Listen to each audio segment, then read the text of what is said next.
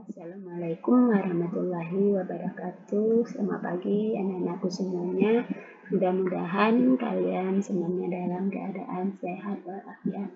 Pada kesempatan ini kita akan masuk pelajaran baru, yaitu dengan judul Perumusan dan Pengesahan Undang-Undang Dasar Republik Indonesia tahun 1945. Sebelum belajar, marilah kita berdoa terlebih dahulu dengan membaca Bismillahirrahmanirrahim.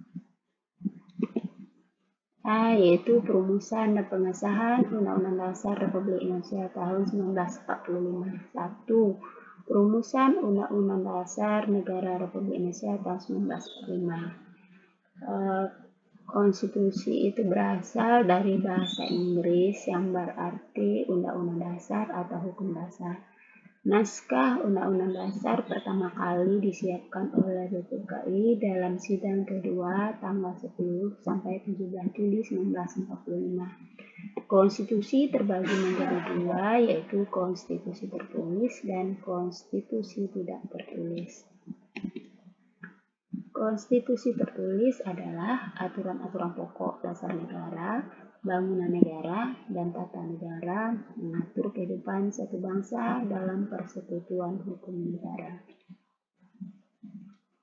Kemudian, konstitusi tidak tertulis disebut juga dengan konvensi, yaitu kebiasaan ketatanegaraan yang timbul dalam sebuah negara. Ketika kemerdekaan Indonesia diproklamasikan, belum memiliki Undang-Undang Dasar. Undang-Undang Dasar Republik Indonesia tahun 1945 ditetapkan oleh BPKI pada tanggal 18 Agustus 1945, sehari setelah proklamasi. Hasil sidang BPUPKI. Sidang pertama BPUPKI yaitu tanggal 13 Juli 1945.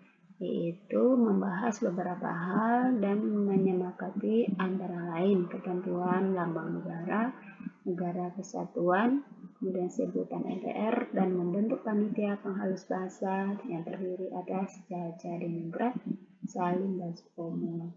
Kemudian itu sidang kedua BPUPKI tanggal 14 Juli 1945, yaitu membahas agenda pembicaraan yaitu tentang pemetaan kemerdekaan. Kemudian sidang ketiga tanggal 15 Agustus 1945 yaitu mengenai pembahasan rancangan Undang-Undang Dasar.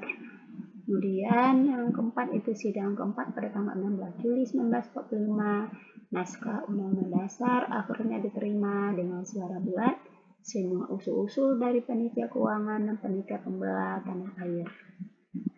Selanjutnya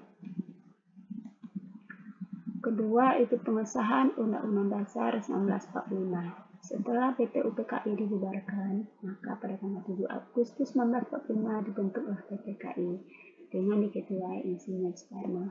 Hasil sidang BPKI pada tanggal 18 Agustus 1945 adalah sebagai berikut. Sidang BPKI 18 Agustus 1945 yang pertama yaitu mengesahkan Undang-Undang Dasar 1945.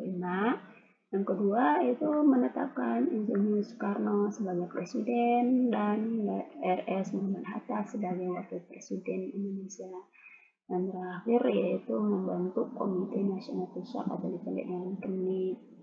Hanya itu yang dapat Ibu sampaikan pada kesempatan ini. Mudah-mudahan kalian bisa mengerti dan Ibu sudahi dengan Assalamualaikum